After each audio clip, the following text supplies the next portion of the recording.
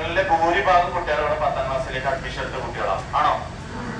ഞാൻ എപ്പോഴും പറയുന്നത് ഡീലിൽ ചേരുന്ന കുട്ടികളോട് ആദ്യം പറയുന്ന ഒരു കാര്യം എന്താ വെച്ചാല് അച്ഛനും അമ്മേനെയും ഉപ്പാനിമ്മാനെയും നമ്മൾ സങ്കടപ്പെടുത്താൻ പാടില്ല. നമ്മുടെ ജീവിതത്തിൽ അവര് മരിച്ചു കഴിഞ്ഞാൽ പകരം കിട്ടും നമുക്ക് ആരെങ്കിലും. നമ്മുടെ ഉമ്മ മരിച്ചാല് ഇത്ര കുട്ടികളും അല്ലാത്ത കുട്ടികളുണ്ടാവുന്നല്ലോ, ഇമ്മാക്ക് പകരം വേറെ ഉമ്മാനെ നമുക്ക് സങ്കല്പിക്കാൻ പറ്റുമോ? വേറെ ആള് നമുക്ക് നമ്മളെ വാച്ച് മാറ്റാം അല്ലെ? മാറ്റിക്കൂടെ?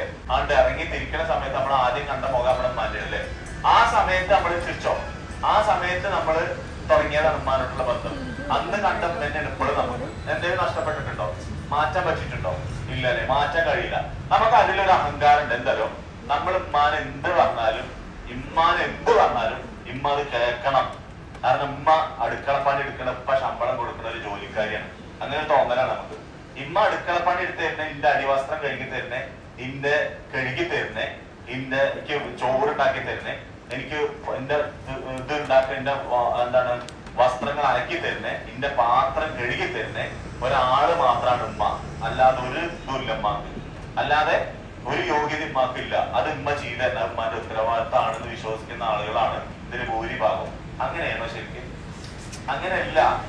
ഓലിക്ക് ഓലേതായ ലൈഫ് ഉണ്ട്, ഓലിക്ക് ഓലേതായ സന്തോഷങ്ങളുണ്ട്, ഓലിക്ക് ഓലേതായ ഇതുണ്ട്, ആക്ടിവിറ്റീസ് ഉണ്ട്, ഓലിക്ക് ഓലേതായ മെത്തേഡുകളുണ്ട്, ഓലിക്ക് ഓലേതായ രീതികളുണ്ട്. ഇതൊന്നും ഓല് പോക്കില്ല. ഇതിനെന്തിനും ഓല് പോക്കില്ല. പോവാത്തതിന്റെ കാരണം ഉണ്ടല്ലോ. പോവാത്തതിന്റെ കാരണം എന്താ? പോവാത്തതിന്റെ കാരണം നിങ്ങൾക്ക് വേണ്ടിയിട്ട്. നിങ്ങള് ആ ഉമ്മാക്ക് കഴിയാത്തത് നിങ്ങളിലൂടെ കഴിയണമെന്ന് ആഗ്രഹിക്കണോണ്ടാണ് ആ അമ്മ വേറൊരു മെത്തേഡുക്കും പോവാത്തത്. അത് നിങ്ങൾ പലരും മനസ്സിലാക്കുന്നില്ല. നിങ്ങളെ വിചാരം ഉമ്മ എന്റെ വേലക്കാരാണ്, എനിക്കത് ചെയ്തു തരണം, അല്ലെങ്കിൽ ഞാൻ എന്റെ ഉമ്മാനെ ഷൗട്ട് ചെയ്യും, അപ്പൊ ഉമ്മ പേടിച്ചിക്ക് ചെയ്തു തരും. മൊബൈൽ വന്നിട്ടില്ലെങ്കിൽ ഞാൻ എന്റെ ഉമ്മാനോടാണ് കയർത്ത് സംസാരിക്കും, അപ്പൊ ഉമ്മ പേടിച്ചിട്ട് നിങ്ങൾ എടുത്തോ എന്ന് പറയും. അത് പേടിച്ചിട്ടല്ല, അത് പേടിച്ചിട്ടാണ് നിങ്ങൾ കരുതരുത്. നിങ്ങൾ ഫോണിൽ കളിക്കുമ്പോൾ അല്ലെങ്കിൽ പന്തളിക്കാൻ പോകുമ്പോൾ തിരിച്ചു വന്നിട്ടില്ലെങ്കിൽ പഠിക്കാതിരിക്കുമ്പോ നിങ്ങൾ പഠിക്കുക പറയുമ്പോൾ നിങ്ങൾ കയർത്ത് സംസാരിക്കുമ്പോ ഉമ്മ പേടിച്ചിട്ട് മുട്ടാതിരിക്കുന്നത് ഇങ്ങനെ പേടിച്ചിട്ടാണെന്ന് കരുതരുത്. സാഹചര്യത്തിനെ പേടിച്ചിട്ടാണ്. കാരണം എന്തായാലോ ഇമ്മ ഒറ്റ കൊട്ടിന് പോലും ഉണ്ടാവില്ല നിങ്ങള്, ഇല്ലേ? സത്യല്ലേ? നിങ്ങളെ ഉമ്മ ഒരു തല്ല് തച്ചാൽ തീരാവുന്ന ഒരു ഇതുള്ളൂ നിങ്ങള്. ഇമ്മക്ക് പേടിയോണ്ടല്ല ഇതല്ലാത്തത്, നിങ്ങളെ പേടിയോണ്ടല്ല. എന്റെ കുട്ടി ഇന്നല്ലെങ്കിൽ നാളെ ശരിയാവുന്നുള്ള പ്രതീക്ഷ ഉള്ളതുകൊണ്ടാണ്. എന്റെ കുട്ടീനെ ഞാൻ തച്ചു കഴിഞ്ഞാല് എന്റെ കുട്ടിക്ക് അത് വേദനിക്കും, എന്റെ കുട്ടിക്ക് അത് വേദന ഉണ്ടാവും. ഞാനൊരു നുള്ളി കഴിഞ്ഞാൽ ഒരു ഉറുമ്പ് അടിച്ചാല് വേദനിക്കുന്ന പറഞ്ഞിട്ട് ഉറങ്ങാതെ നിങ്ങളെ ചെറുപ്പം തൊട്ട് ഇങ്ങനെ വളർത്തി വലുതാക്കി ഒരു ഉറുമ്പോ ഒരു ഈ പാറ്റയോ ഒരു കൊതുകോ കടിച്ചു കഴിഞ്ഞാൽ എന്റെ കുട്ടീനെ വേദന ഉണ്ടാവുന്നുണ്ട്. അങ്ങനെ വട്ടത്തിലിട്ട് വളർത്തിയ ആളാണ് ഉമ്മ. വയറ്റിൽ നിങ്ങൾ 10 മാസം നിങ്ങൾ ഉമ്മാന്റെ വയറ്റിൽ കിടക്കുന്ന സമയത്ത്, അമ്മേന്റെ വയറ്റിൽ കിടക്കുന്ന സമയത്ത് ഇമ്മ ഇഷ്ടപ്പെട്ട ഭക്ഷണം ബിരിയാണി കഴിക്കാൻ നല്ല ആഗ്രഹം ഉണ്ടെങ്കിൽ അത് കഴിക്കാൻ പറ്റാത്തൊരവസ്ഥ ഒന്ന് ആലോചിച്ച് നോക്കുക. വെള്ളം ഇങ്ങനെ കുടിക്കാൻ കഴിക്കാൻ, വെള്ളത്തിന് കഴിക്കാം. ചിലപ്പോ അത് കുടിച്ചാലും എന്റെ കുട്ടിക്ക് എന്തെങ്കിലും പറ്റുന്നതാണ് വെള്ളം കുടിക്കാൻ പറ്റാത്തൊരവസ്ഥ. അങ്ങനെ നോക്കി വയറ്റിന്റെ ഉള്ളിൽ 10 മാസം അങ്ങോട്ടും ഇങ്ങോട്ടും. നമുക്കറിയാം ഒരു ദിവസം കല്യാണത്തിന് പോയാലും വയറ് നിറച്ച് ഭക്ഷണം കഴിച്ചാൽ നമുക്ക് തിരിച്ചടങ്ങാനേ പറ്റൂല അല്ലെ? റെസ്റ്റ് എടുക്കേണ്ട കുറച്ച് സമയം. അങ്ങനെയുള്ള ഒരു സാധനത്തിന്, ഒരു മനുഷ്യനെ, ഒരു മനുഷ്യ രൂപത്തിനെ, ഒരു ജന്മത്തിനെ 10 മാസം അതിൻ്റെ ഉള്ളിലിട്ട് കഷ്ടപ്പെട്ട് വളർത്തി വലുതാക്കിയിട്ട് ഇങ്ങനെ ആക്കിയിട്ട് നിങ്ങൾക്ക് ദേഷ്യപ്പെട്ട് കഴിഞ്ഞാല് അത് സഹിച്ചു നിൽക്കുന്നത് എന്തുകൊണ്ടാ? നിങ്ങളെ പേടിച്ചിട്ടല്ല. ഒറ്റ കുട്ടിനുള്ളിന്റെ കുട്ടീന്ന് മാത്രമല്ല. പക്ഷെ അത് ചെയ്യാത്തത് നിങ്ങളോടുള്ള സ്നേഹം കൊണ്ടാണ്. എന്റെ കുട്ടി ഇന്നല്ലെങ്കിൽ നാളെ എന്റെ കുട്ടി ശരിയാവുന്നുള്ള പ്രതീക്ഷയോടെ. ഇതിന്റെ അപ്പുറം എക്സ്ട്രീം ലെവലാണ് ഉപ്പാന്റെ അവസ്ഥ. എക്സ്ട്രീം ലെവലാ. രാവിലെ 7 മണിക്കോ അല്ലെങ്കിൽ 6 മണിക്കോ ഇപ്പൊ ഗൾഫിലായാലും ഇവിടെ ആണെങ്കിലും പണിക്ക് പോയി കഴിഞ്ഞാല്, എന്തെങ്കിലും ജോലിക്ക് പോയി കഴിഞ്ഞാല് തിരിച്ചു വരുമോ എന്നുള്ളൊരു പ്രതീക്ഷ ഒന്നും ഉണ്ടാവില്ല. കാരണം അവിടെ എന്തെങ്കിലും പ്രശ്നമായി, ഇവിടെ എന്തെങ്കിലും പ്രശ്നമായി, മക്കളെ കാര്യം ആലോചിച്ചിട്ട് ഇന്ന് എന്റെ കുട്ടീന്റെ അവസ്ഥ എന്താ? ഓള് നിന്നോട് ചൂടായി അല്ലെങ്കിൽ ഓൾ നിന്നോട് ചൂടായി എന്ന് പറയുമ്പോ അതൊന്ന് താങ്ങുക, അവിടെ എടുത്ത് വെക്കുക, അടുത്ത ദിവസം പോവുക, പണിക്ക് പോവുക. പണിക്കോണ സമയത്ത് ഉച്ചയ്ക്ക് ചോറിന് ഭക്ഷണം കഴിച്ച് ഒന്ന് ഉച്ചയ്ക്ക് മയങ്ങുന്ന സമയത്ത് വീട്ടിൽ കുളിക്കുമ്പോ എന്താ ഈ കുട്ടിയുടെ എന്താ ഇന്നത്തെ അവസ്ഥ? ഓള് ഇന്ന് ചൂടാവാണ് എന്റെ അടുത്ത്. മൊബൈലിൽ കളിക്കണേന് പറഞ്ഞതിനോട് എന്നോട് തട്ടിക്കേറി. ഓളെ കൂട്ടുകാർത്തികൾക്ക് ഓവറായിട്ട് കളിക്കണ്ടെന്ന് പറഞ്ഞതിന്, പഠിക്കാൻ പറഞ്ഞതിനോട് എന്നോട് ചൂടായി. അങ്ങനെ പറയുമ്പോൾ അടുത്ത ടെൻഷൻ തലയിൽ കയറ്റുക. അങ്ങനെ ടെൻഷൻ കയറ്റി അയാൾ അടുത്ത പെട്ടെന്ന് വടിയാവും. എത്ര കുട്ടികളുണ്ട് ഒപ്പം മരണപ്പെട്ട കുട്ടികൾ ടെൻഷൻ കൊണ്ട്. നിങ്ങൾ ആലോചിച്ചിട്ടുണ്ട് ഏറ്റവും കൂടുതൽ അറ്റാക്ക് കൊണ്ട് മരിക്കുന്നത് ഉപ്പമാരാണ്, അച്ഛന്മാരാണ്, ആണുങ്ങളാണ്. അതെന്തുകൊണ്ടാലോ? ഓലിക്ക് സന്തോഷം എന്ന് പറയുന്ന സാധനം മക്കളിൽ നിന്ന് കൊടുക്കാൻ പറ്റാത്തതാണ്. ഓലിക്ക് ഏറ്റവും കൂടുതൽ ടെൻഷൻ കാരണം അറ്റാക്ക് വരുന്നത്. നിങ്ങൾ എന്തെങ്കിലും നിങ്ങളെ ഉപ്പാക്കുമ്മാക്ക് ഒരു സന്തോഷം കൊടുക്കണം ആലോചിച്ചിട്ടുണ്ടോ? എന്തെങ്കിലും ചിന്തിച്ചിട്ടുണ്ടോ? ഞാൻ മുഖേന എന്റെ ഉപ്പാക്ക് എന്റെ അമ്മയ്ക്ക് എന്റെ അച്ഛന് ഒരു സന്തോഷം കൊടുക്കണം നിങ്ങൾ ചിന്തിച്ചിട്ടുണ്ടോ? നിങ്ങൾ ചിന്തിച്ചിട്ടില്ല. നിങ്ങൾ ഇതുവരെ ചിന്തിച്ചിട്ടില്ല. നിങ്ങൾ അച്ഛനും അമ്മയ്ക്കും നിങ്ങൾ കാരണം ഒരു സന്തോഷം കൊടുക്കണം നിങ്ങൾ ചിന്തിച്ചിട്ടില്ല. അതുകൊണ്ട് ഏറ്റവും കൂടുതൽ പ്രയാസം അനുഭവിക്കുന്ന ആളുകളാണ് പാവ അച്ഛനും അമ്മയും. ഓലില്ലെങ്കിൽ നിങ്ങൾക്ക് ഒന്നും കഴിയില്ല, ഒന്നിനും കഴിയില്ല. നിങ്ങൾ ഇപ്പൊ ഈ കാട്ടിക്കൂട്ടണ സന്തോഷം, ഈ മേക്കപ്പെടലും ഈ ഒരു കാട്ടിക്കൂട്ടലൊന്നും ഓലില്ലെങ്കിൽ നടക്കൂലൊക്കെ. വേറെ ആളുടെ വീട്ടിൽ ഒരു 10 ദിവസത്തിൽ കൂടുതൽ നിങ്ങൾക്ക് നിൽക്കാൻ പറ്റുമോ?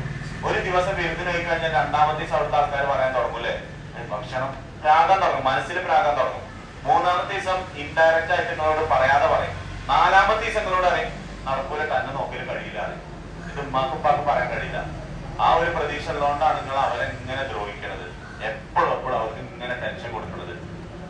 ആ ടെൻഷൻ വെച്ച് വെച്ച് വെച്ച് വെച്ച് വെച്ച് അവസാനം എന്തെങ്കിലും ആയി കഴിഞ്ഞാല് നമ്മുടെ ഉപ്പാന്റെ മുടി ഇങ്ങനെ നിരക്കാൻ തുടങ്ങി. ചിലപ്പോ 10-40 വയസ്സേ ഉണ്ടായിട്ടുള്ളൂ നിങ്ങളെ ഉപ്പാക്ക് ഉണ്ടാവുക, അല്ലെങ്കിൽ 50 വയസ്സിൽ കുറവേ നിങ്ങൾക്ക് ഉണ്ടായിട്ടുള്ളൂ ഉണ്ടാവുക.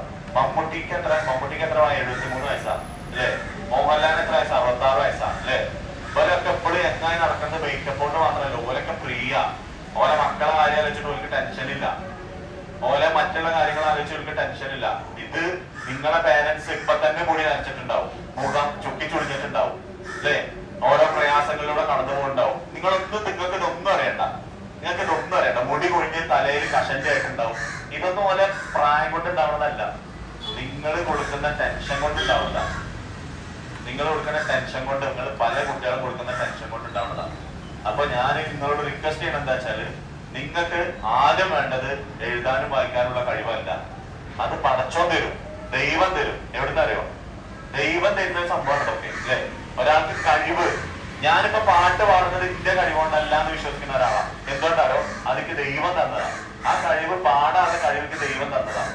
ഞാനിപ്പോ നിങ്ങളോട് ഒരു കാര്യം ഇങ്ങനെ പറഞ്ഞു തരുന്നത് അത് ദൈവം തന്ന കഴിവയ്ക്ക് നിങ്ങളോട് ഇങ്ങനെ പറയാൻ കഴിയണം എന്ന് ദൈവം പറഞ്ഞെന്നാണ്. അതെന്തുകൊണ്ടാ വെച്ചാല്, ദൈവം തരുന്ന ഒരു കാര്യം എന്താ വെച്ചാല്, നമ്മളെ മാതാപിതാക്കളെ ഒരിക്കലും ഒരു തരത്തിലും ദ്രോഹിക്കൂല എന്ന് നമ്മൾ ശപഥം ചെയ്തു കഴിഞ്ഞാല് നമുക്ക് പടച്ചോനായിട്ട് അതിന്റെ കൂലി വരും, ദൈവമായിട്ട് അതിന്റെ കൂലി വരും അല്ലേ? പടച്ചോൻ പറഞ്ഞു എവിടെ സ്വർഗം എന്ന് വെച്ചപ്പോ എവിടെ സ്വർഗം തന്നെ? ഉമ്മാന്റെ കാഴ്ചവട്ടിലാ സ്വർഗം തന്നല്ലേ? ഗണപതി ഭഗവാനോടെ ലോകം ചുറ്റി വരാൻ പറഞ്ഞു, ലോകം ചുറ്റി വരാൻ പറഞ്ഞു ശിവനും പാർവതി.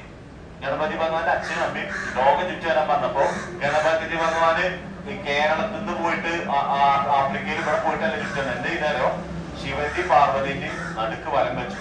എന്നിട്ട് നിങ്ങളാണ് എന്റെ ലോകം നടന്നു, നിങ്ങളാണ് എന്റെ ലോകം, നിങ്ങളാണ് എന്റെ മാതൃക.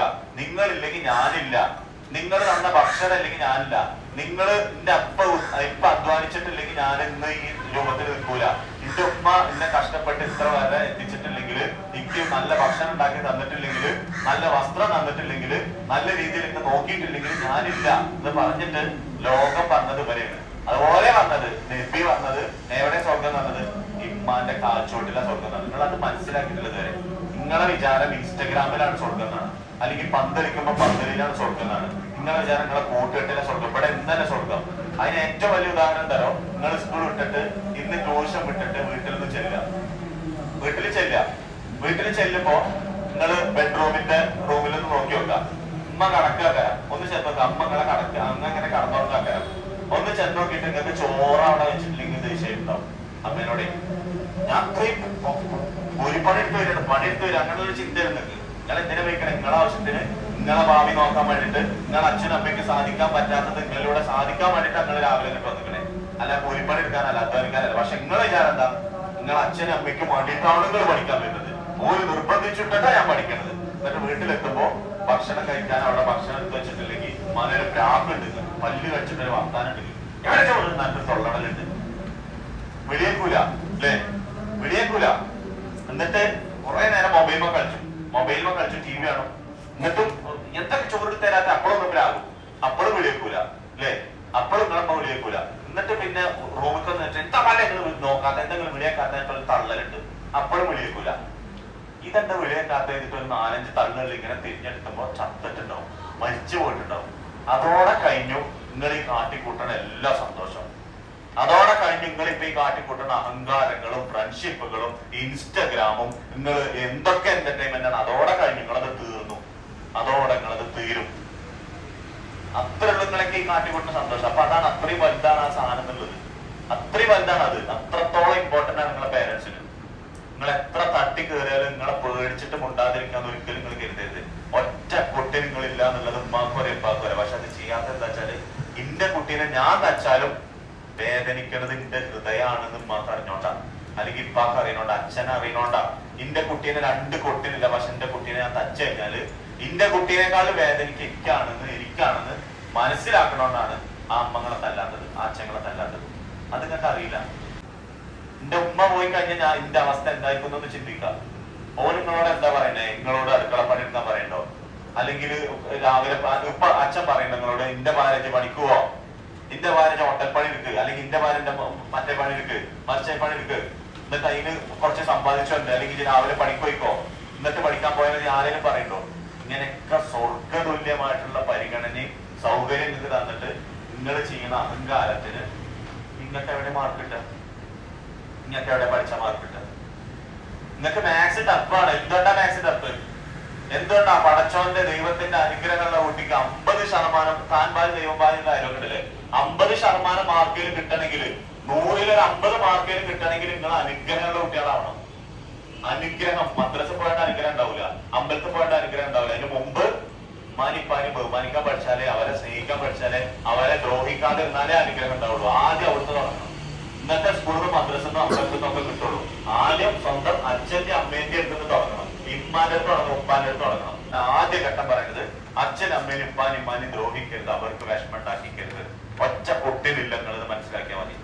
ഒറ്റ പൊട്ടി നിങ്ങളില്ല എന്ന് മനസ്സിലാക്കിയിട്ട് മുന്നോട്ട് പോയാൽ മതി. ചിലപ്പോ സഹി കെട്ട ഒരു കൊട്ടാണ്ട് തരും അമ്മയും. എത്രത്തോളം ക്ഷമിക്കാൻ പറ്റുമോ? ലോകത്തിലെ ഏറ്റവും ക്ഷമയുള്ള വ്യക്തി ആരാണ്? ലോകത്തിലെ ഏറ്റവും കൂടുതൽ ക്ഷമയുള്ള വ്യക്തി അമ്മയാണ്. നമ്മുടെ ഉമ്മയാണ് ലോകത്തിലെ ഏറ്റവും കൂടുതൽ ക്ഷമയുള്ള വ്യക്തി. കാരണം ഉപ്പ പറയുന്നത് അനുസരിക്കണം, ഇപ്പാന്റെ ദേഷ്യപ്പെടൽ കേൾക്കണം. കുട്ടി പഠിച്ചിട്ടില്ലെങ്കിലും നാട്ടുകാരും കുടുംബത്തിലുള്ള ആൾക്കാരൊക്കെ പറയാം കുട്ടീനെ പോല അജ്ജ് നോക്കായിട്ടാണ്. എന്ത് തെറ്റാ അപ്പാവൻ ചെയ്യുന്നത്? എന്ത് തെറ്റാ അമ്മ ചെയ്യണത്? കുട്ടി പഠിച്ചിട്ടില്ലെങ്കിൽ ചെയ്ത് വെക്കുക അമ്മയ്ക്ക്. അജ്ജ് നോക്കണില്ല, അജ്ജ് പഠിപ്പിക്കണില്ല. അത് 24 മണിക്കൂർ നിങ്ങൾക്ക് വേണ്ടിട്ടാ മാറ്റിവെച്ച്, ജീവിതം തന്നെ മാറ്റിവെക്കുക. പല രോഗിയാണെ പോലെ എന്റെ അവസ്ഥ.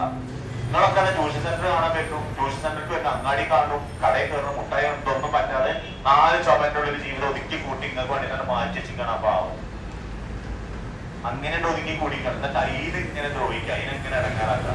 അപ്പൊ അത് ചെയ്യരുത്. തീരത്തെ കുട്ടികൾക്ക് ആദ്യം വേണ്ടത് ആ ഒരു സംസ്കാരമാണ്, ആ ഒരു രീതിയാണ്, ആ ഒരു കൾച്ചർ നിങ്ങൾക്ക് ഉണ്ടാവണം. അതുണ്ടെങ്കിലേ ഇവിടെ മുന്നോട്ട് പോകാൻ പറ്റുള്ളൂ കേട്ടോ. അത് ആ രീതിയിൽ നിങ്ങൾക്ക് മുന്നോട്ട് പോയി കഴിഞ്ഞാൽ നിങ്ങൾക്ക് നല്ല റിസൾട്ട് ഉണ്ടാവും, നല്ല മാറ്റം ഉണ്ടാവും, നല്ല മാർക്കും ഉണ്ടാവും. ഓക്കെ അല്ലേ?